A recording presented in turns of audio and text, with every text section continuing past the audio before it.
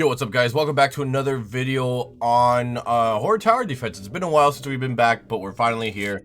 There has been a new update kind of pushed, but as of right now, we're just going to go ahead and just kind of go over it. Not really going to show you too much about it because unfortunately, there's a lot of stuff that's still a little bit unclear. But let's go ahead and talk about the new update. So pretty much a huge balance change, bugs fixed, and new content. The first thing we're going to go ahead and talk about is the big guy, which is a new mythic unit which has just been added as of right now. I'm not 100% sure where you could go ahead and get them, but I believe from my understanding they said they could get it from the past, but realistically I already cleaned it, and truthfully I'm not 100% sure if that's where you get it, but I'm pretty sure if it's a new mythic it's more likely going to be in the summons, even though I've been hearing things about it being in the past, which is kind of outlandish. But it should be somewhere in here if it's a new mythic being introduced. Next thing you have added mechanics, which is a new mythic unit as well, and I'm going to go ahead and make the assumption that you could go ahead and get it in the summons, so just keep that in mind as well.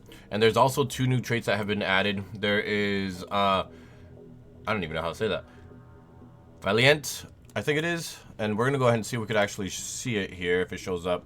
So we have this one right here, which does 85% more damage. Cooldown is 40% on the cooldown, and the range is 55% higher. And you also got another one that is Millionaire, which is going to be right here. This is going to be great for your tombstones or your grave sites, whichever one you want to call them. Money and range increases by 25% and 15%. By 25%, I'm going to assume that's going to be the money, and the 15 is going to be for the range. But realistically, if you're just making money on it, I'm not exactly sure if this applies to regular units that attack too. Like if one of your units attacks a mob and it dies, I'm not exactly sure if that 25% works for it, but I do know it's going to work for the grave sites. And next, let's go ahead and just talk about the list of changes that did happen. First, we're going to go ahead and talk about pretty much our pass. We've had this pass here for a while. We haven't really seen anything happen since the Nightmare Pass, but let's go ahead and talk about it and everything with this last update that they're going to potentially remove. So there's going to be 2 more weeks for you guys to go ahead and complete this Nightmare Pass. If you guys haven't done it, go ahead and just get started on it.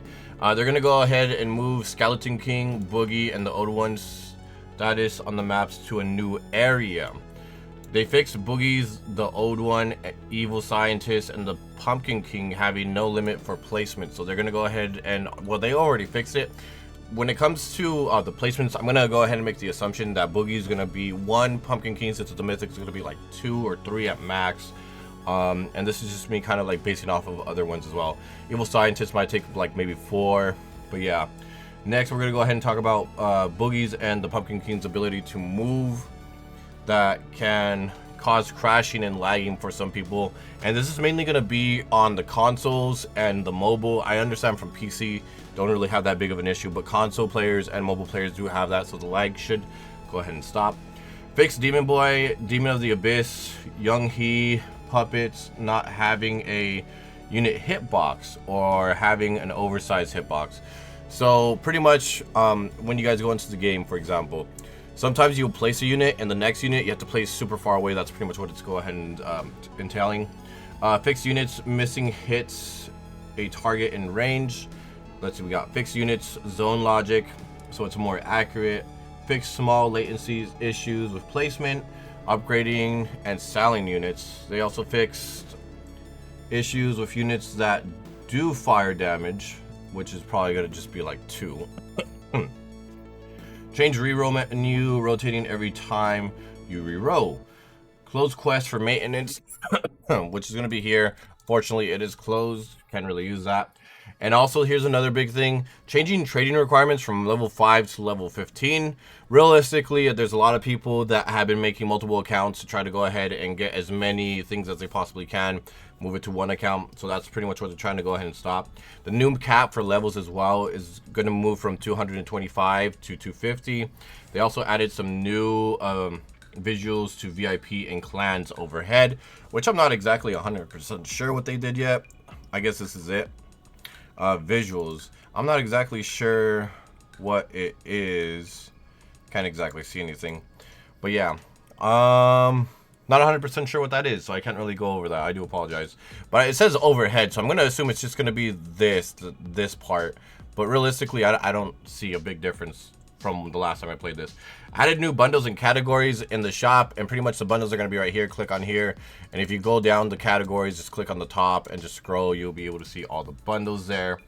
Added bundles, which is a starting pack, super value, which are going to be the first ones right here. Are they worth it? Realistically, I'm going to go ahead and tell you this. Trade crystals, gems.